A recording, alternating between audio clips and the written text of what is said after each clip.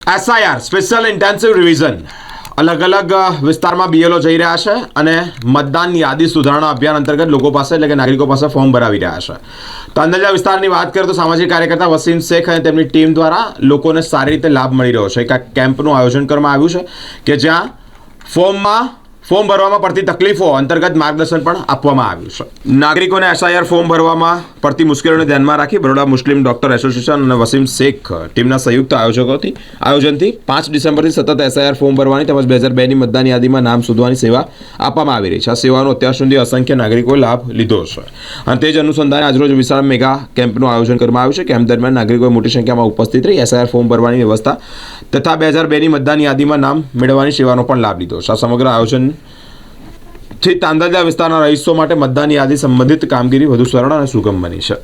અલ્હમ્દુલિલ્લાહ, જ્યારથી આ જે એસઆઈઆરની કામગીરી જ્યારે 4 નવેમ્બરથી ચાલુ થઈ છે તો અત્યાર સુધીમાં બરોડા ડૉક્ટર મુસ્લિમ એસોસિએશનની ઓફિસ દ્વારા અને અમારા સહયોગથી હજારોની સંખ્યામાં લોકોના ફોર્મ ભરી આપવામાં આવ્યા છે.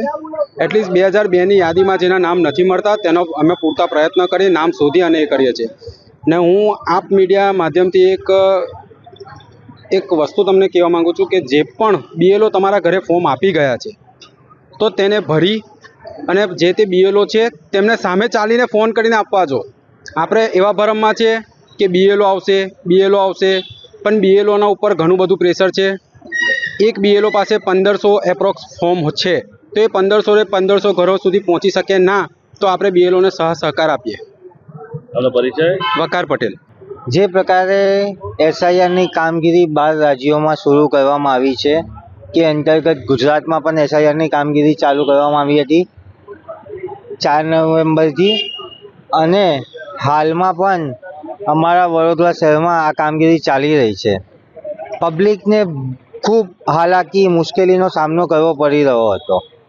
અમે લોકોએ પહેલા દિવસથી જ એસઆઈઆર બાબતની માહિતી પબ્લિક સુધી પહોંચાડી, પબ્લિકના એસઆઈઆરના ફોર્મ ભર્યા તથા જે સૌથી મુશ્કેલ કામ એસઆઈઆરમાં હતું કે 2002ની વિગતો ભરવાની, તે પબ્લિકને હેરાનગતિ થતી હતી તે ડિટેલ્સ નીકાળવામાં.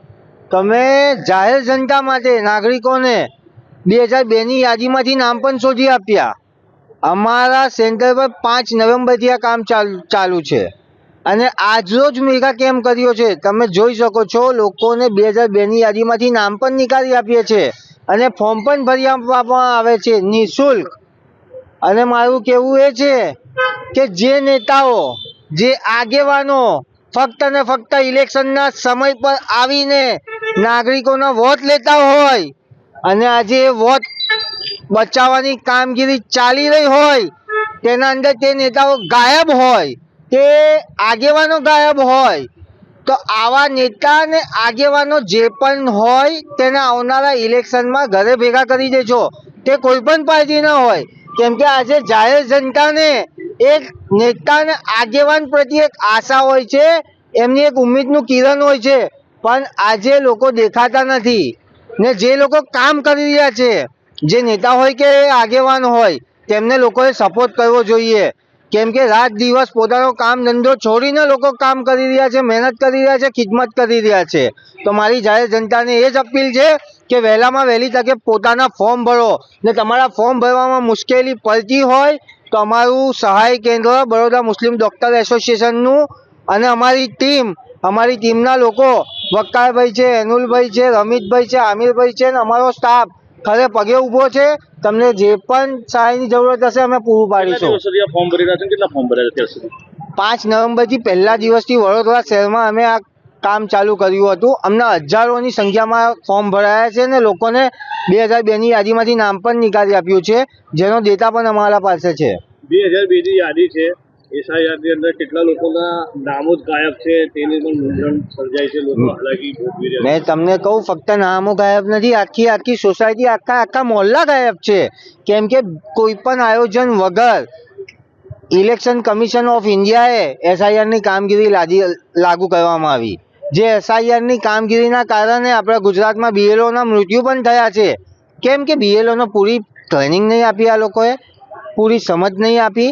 આજે તાંદલા વિસ્તારની વાત કરવામાં આવે તો બીએલઓ પોતે અમારી પાસે કામ કરવા માટે પબ્લિકને મોકલી રહ્યા છે, કેમ કે બીએલઓ પર બી બહુ મોટું ભારણ છે. તો પણ અમે પણ સમજી શકીએ છીએ, અમે સ્વયંસેવક છે, અમે સામાજિક કાર્યકર છે, તો જે લોકોને હેલ્પની જરૂરત હોય તો અમે હેલ્પ કરીએ છીએ.